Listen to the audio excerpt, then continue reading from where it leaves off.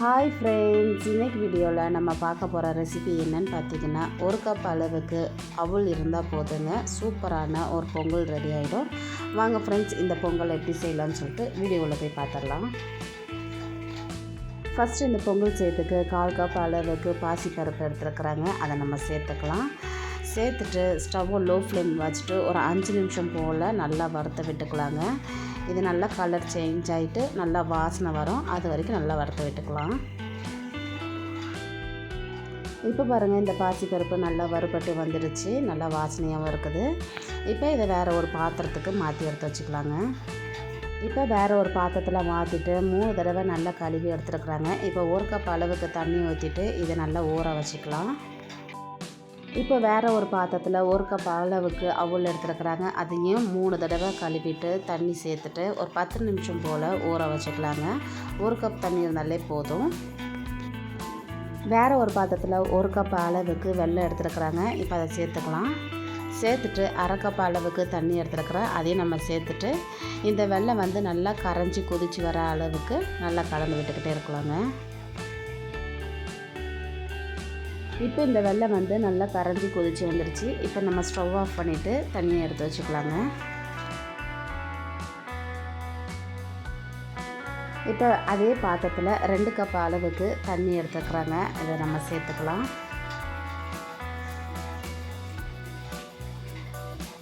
சேர்த்துட்டு நம்ம சிறுபருப்பை ஊற வச்சுருந்தோம்லங்க, இப்போ அதை நம்ம சேர்த்துக்கலாம்.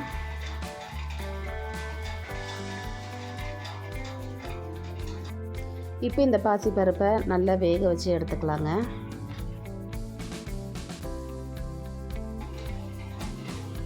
இடையில பாசிப்பருப்பு வேகும்போது தண்ணி பத்தலைன்னா கூட கொஞ்சம் சேர்த்துட்டு நல்லா வேக வச்சுக்கோங்க.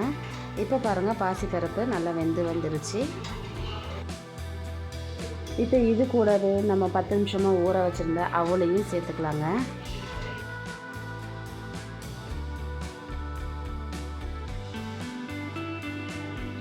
சேர்த்துட்டு இது நல்லா கலந்து விட்டுறலாங்க. அவல் நம்மளுக்கு நல்லாவே ஊறி வந்திருக்கிறதுனால ஒரு 5 நிமிஷம் போல் நல்லா வெந்தாலே போதுங்க.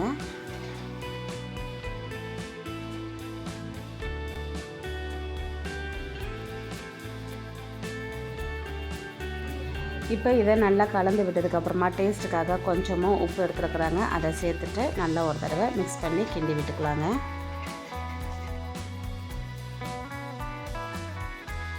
இப்போ இது கூடவே நம்ம கொதிக்க வச்சுருக்கிற வெல்லத்தை வடிகட்டிட்டு நம்ம சேர்த்துக்கலாங்க.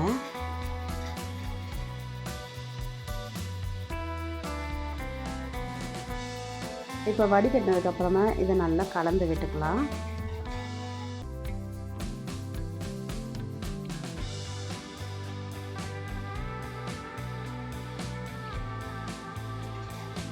இப்போ இதை நல்லா கலந்து விட்டதுக்கப்புறமா வாசனைக்காக கொஞ்சமாக ஏலக்காயை இடித்து எடுத்து வச்சுருக்குறாங்க. அதை நம்ம சேர்த்து விட்டுக்கலாம். சேர்த்துட்டு நல்லா ஒரு தடவை கிண்டி விட்டுக்கலாங்க.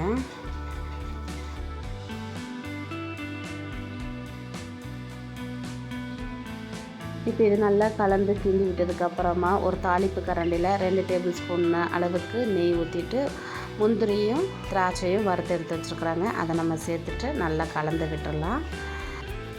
ஸ்வீட் ஏதாச்சும் செஞ்சு சாப்பிடணும்னு நினைக்கும் போது 1 கப் அவல் இருந்துச்சுனாலே போதுங்க, சூப்பரான பொங்கல் ரெடி ஆகிடும். இதே மாதிரி நீங்களும் உங்கள் வீட்டில் ட்ரை பண்ணி பாருங்கள். இப்போ இதை வேறு ஒரு பவுலுக்கு மாற்றி வச்சுக்கலாம். அவ்வளோதாங்க, இப்போ ரொம்பவே சூப்பரான அவல் சக்கரை பொங்கல் ரெடி ஆகிடுச்சு. இந்த வீடியோ உங்களுக்கு பிடிச்சிருந்துச்சுன்னா லைக் பண்ணிக்கோங்க, மறக்காமல் நம்ம சேனலை சப்ஸ்கிரைப் பண்ணிக்கோங்க, பக்கத்தில் இருக்க பெல் ஐக்கான் கிளிக் பண்ணிக்கோங்க. அப்போ தான் நான் போடுற வீடியோ எல்லாமே உங்களுக்கு நோட்டிஃபிகேஷனாக வந்து சேருங்க. Okay friends, tata bye by.